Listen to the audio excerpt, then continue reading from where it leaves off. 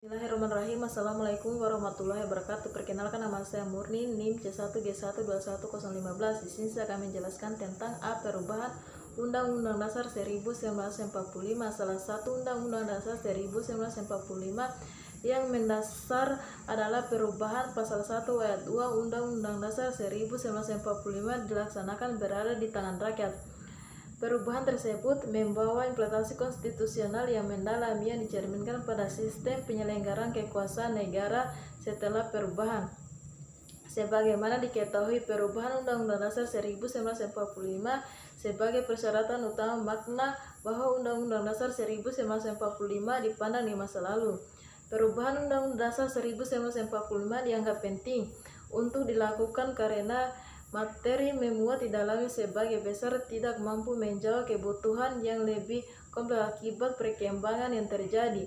Undang-Undang Dasar 1945 telah mengakui perubahan-perubahan mendasar sejak dari perubahan pertama pada tahun 1999 sampai ke perubahan keempat pada tahun 2001.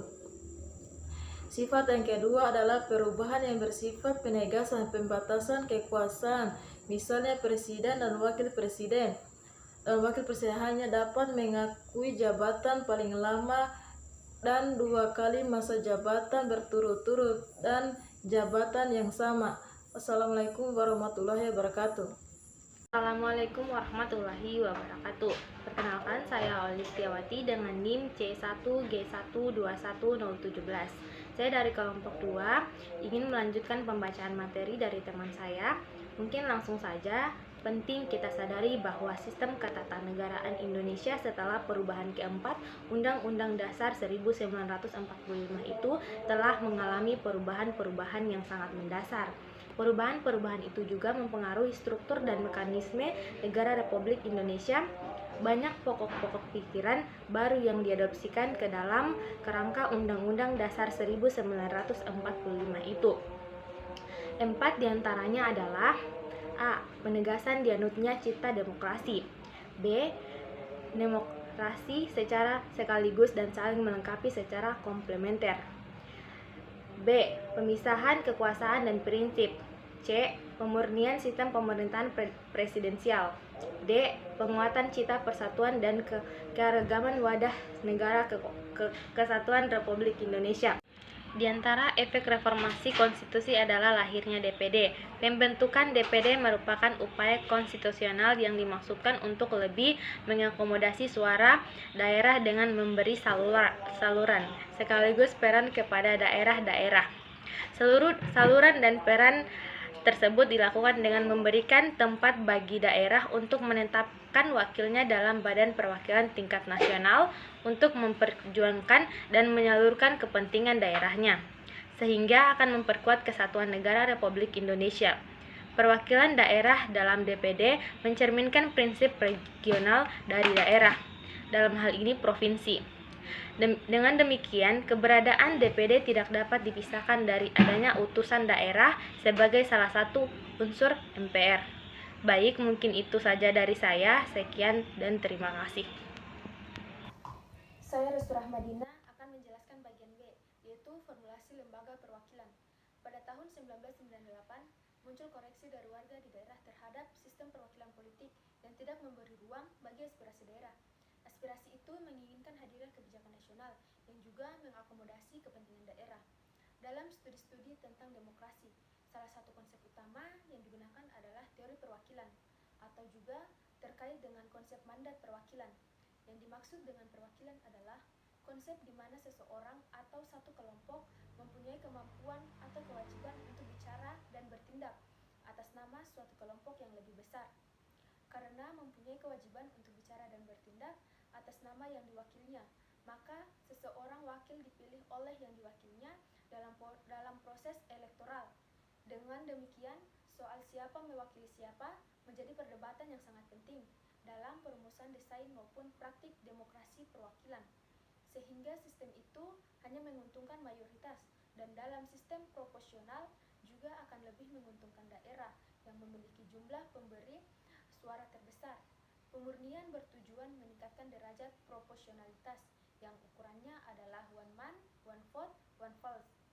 Konsep Konsekuensinya, tingkat keterwakilan yang penduduknya populasinya sedikit akan lebih kecil dibandingkan penduduk yang padat. Dalam konteks Indonesia, hal ini memunculkan persoalan karena akan ditandai dengan tinggi tingkat keterwakilan Jawa yang padat jumlah penduduknya dibandingkan beberapa daerah di luar Jawa. Lembaga perwakilan politik yang mendasar pada partai politik seringkali menghadapi krisis kepercayaan. Pengalaman di berbagai negara menunjukkan munculnya koreksi atas perwakilan politik yang berbasis partai dengan menyediakan saluran alternatif yang menyalurkan kepentingan kelompok-kelompok minoritas dalam proses pengambilan kebijakan nasional. Selain itu, dari beberapa studi memperlihatkan bahwa dari 10 negara yang menganut sistem pemerintahan presidensial, terdapat 8 negara memilih sistem bikameral dan hanya 2 negara yang memilih model unikameral. Namun demikian, setelah perubahan keempat Undang-Undang 1945, keberadaan MPR yang selama ini disebut sebagai lembaga tertinggi negara itu memang telah mengalami perubahan yang sangat mendasar. Dalam rangka struktur parlemen Indonesia itu memang telah terjadi mengenai hal-hal sebagai berikut. 1. Susunan keanggotaan MPR berubah secara struktur karena dihapuskannya keberadaan utusan golongan yang mencerminkan prinsip perwakilan fungsional dari unsur keanggotaan MPR. Perkenalkan, nama saya Syahrir. Di sini saya akan menjelaskan poin C, problematika praktik. Setelah pelaksanaan pemilu tahun 2004 hingga semester pertama tahun 2005, tercatat beberapa peristiwa. Pertama, masalah komposisi pimpinan Majelis Permusyawaratan Rakyat yang terjadi pada Oktober 2004. Dalam peraturan tata tertib buatan MPR diatur bahwa ada 4 pimpinan MPR yang dipilih dari anggota dan dicalonkan dari DPD dan BPR. Dalam pandangan DPD, sebagai lembaga baru meminta agar 4 pimpinan MPR, 2 diantaranya merupakan wakil DPD, tanpa melalui proses pemilihan anggota MPR seluruhnya. Akibat pandangan ini, sidang MPR yang membahas tata tertib sempat molor. Komposisi pimpinan MPR tetap mengacu kepada rasio jumlah anggota DPR dan DPD sebesar 3:1. Sistem pencalonannya tetap, yaitu seorang calon ketua dan 3 calon wakil ketua. Masalah pelantikan anggota Badan Pemeriksa Keuangan pada bulan November 2004 sebelumnya, DPD mengajukan gugatan ke Majelis Konstitusi soal legalitas pengangkatan anggota BPK melalui pertimbangan DPR periode sebelumnya. Ketiga, masalah program legislasi nasional pada awal rapat paripurna DPR menyetujui prolegnas yang akan membahas 284 rancangan undang-undang hingga tahun 2009. Tetapi DPR justru menyalahkan DPD yang dianggap lamban dalam menyusun prolegnas. Pada akhirnya, prolegnas tetap disahkan oleh DPR. Hal ini dikecam oleh DPD yang menginginkan hal tersebut dilaksanakan dalam forum joint session dengan DPR. Kemudian DPD akan menyelenggarakan rapat secara terpisah dengan Presiden sehari lebih awal dari tanggal 15 Agustus 2005 untuk meredam persoalan sembari menolak keinginan DPD itu. DPR mengundang seluruh anggota DPD untuk hadir dalam rapat paripurna. Bismillahirrahmanirrahim. Assalamualaikum warahmatullahi wabarakatuh. Perkenalkan, nama saya Abdul Sattar dengan stambuk C1G1210027. Saya akan menjelaskan mengenai materi saya, yaitu profil dekameral. Menurut Hansen Carlsen, pada awalnya konsep tentang perwakilan dipandang sebagai pantulan kehendak rakyat memilih wakil rakyat di dalam lembaga perwakilan, dan wakil-wakil itu tergantung pada jawaban kepada rakyat. Parlemen bikameral adalah parlemen yang mempunyai 2 kamar atau majelis, yaitu kamar pertama atau majelis tertinggi. Parlemen unikameral pada umumnya dianut oleh negara kesatuan seperti Prancis, Inggris, Jepang, dan semua negara federal memiliki parlemen bikameral. Pembicaraan dalam rubrik ini perlu ditambahkan dengan sifat parlemen bikameral dikotomi yang paling sederhana dalam munculnya konsep kuat dan lemah. Komposisi kongruent menunjukkan adanya keanggotaan yang sama dari parlemen, sementara yang lain mengembangkan susunan yang tidak sama. Misalnya kamar pertama dipilih melalui pemilihan langsung dan yang kedua melalui pemilihan pengangkatan dan variasi perbedaan yang lain. Masuk pengalaman Indonesia. Cuplikan episode ketat negara Indonesia membentangkan secuil fakta normatif bahwa dengan perlakuan Parlemen Konstitusi Republik Indonesia Serikat atau Konstitusi atau RIS pada 27 Desember 1949 sampai 17 Agustus 1950, Republik ini pernah menganut bangun parlemen berwatak bikameral. Mungkin sekian penjelasan dari saya. Wabillahi taufiq wal hidayah. Wassalamualaikum warahmatullahi wabarakatuh. Perkenalkan, nama saya Alti. Di sini saya akan melanjutkan pembahasan materi dari teman saya, yaitu tentang pembicaraan dalam rubrik ini perlu ditambahkan dengan sifat parlemen bikameral. Dikotomi yang paling sederhana adalah munculnya konsep bikameral kuat dan bikameral lemah atau lunak. Untuk ini hendak diunggah pendapat dua orang sarjana, yaitu Aren Lipchart dan Andrew. Menurut Aren, pembagian bikameral kuat dan bikameral lemah diurai dalam 3 ciri. Ciri yang pertama dan kedua yaitu menyangkut kekuasaan formal dan legitimasi demokratis. Dari kamar kedua dapat menghasilkan sifat bikameral yang simetris dan asimetris. Ciri yang ketiga memberikan pengaruh kepada komposisi parlemen bikameral, yaitu kongruent dan inkongruent. Hal ini jamak diatur mulai keputusan bersyarat, misalnya mayoritas absolut dari anggota-anggota, 2/3 mayoritas dari anggota yang hadir dan memberikan suara, atau larangan majelis kedua untuk mengubah RUU keuangan.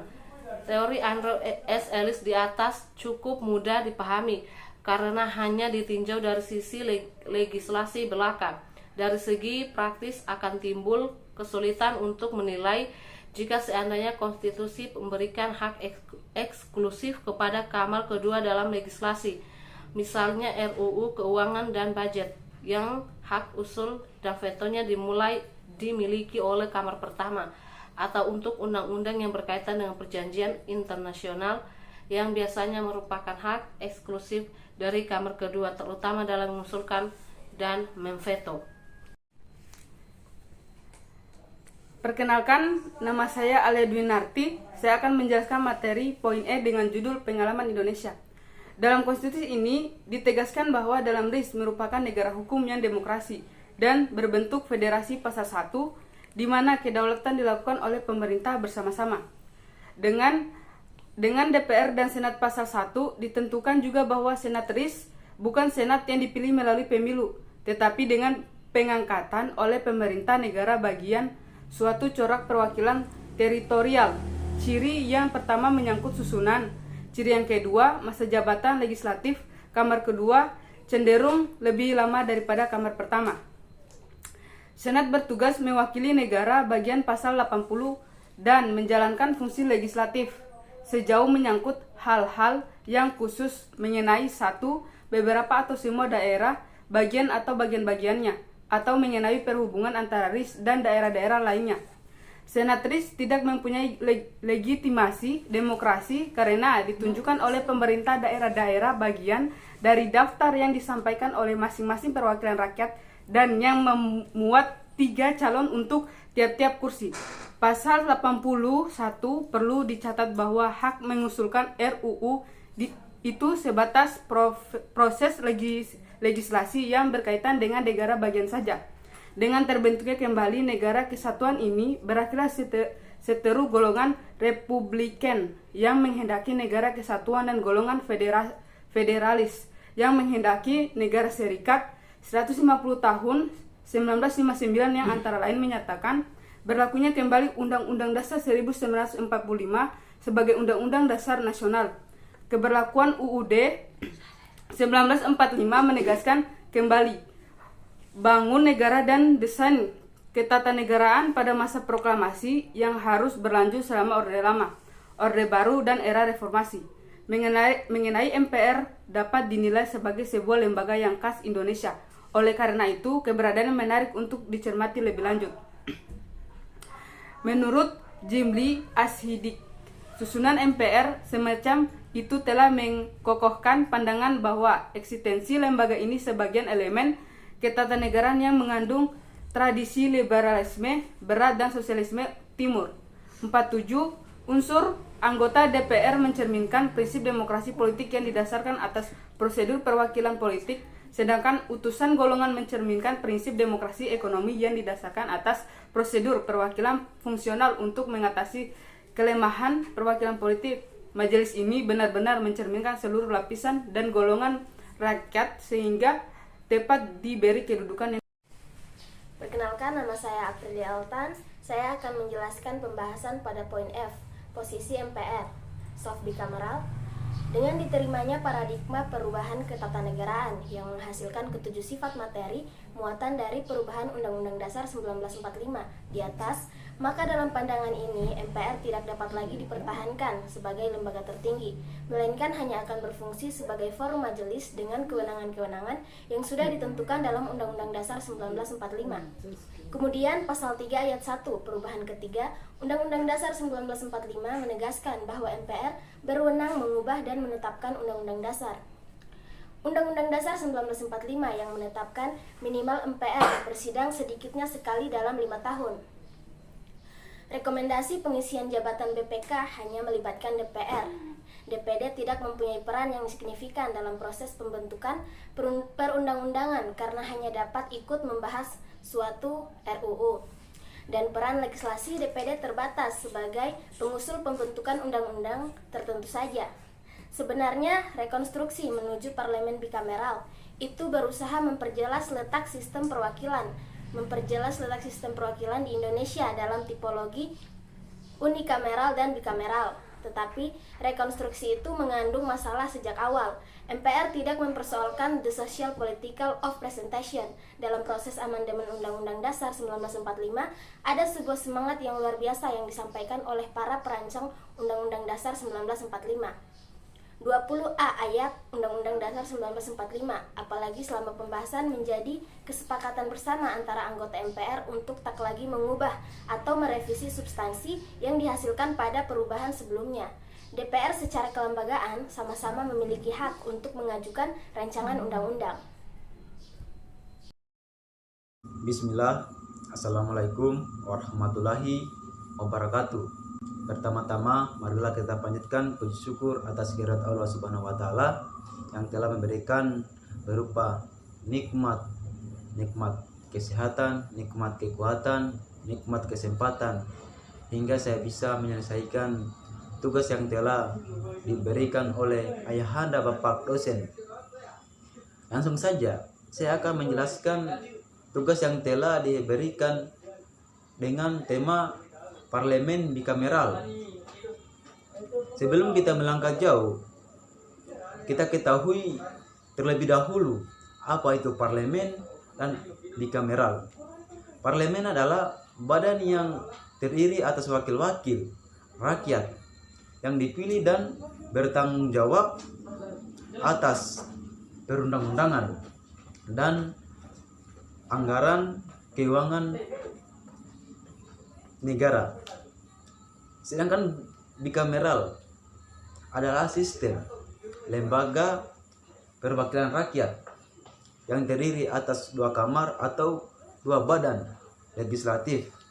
Lanjut daripada itu, ada 2 tarif.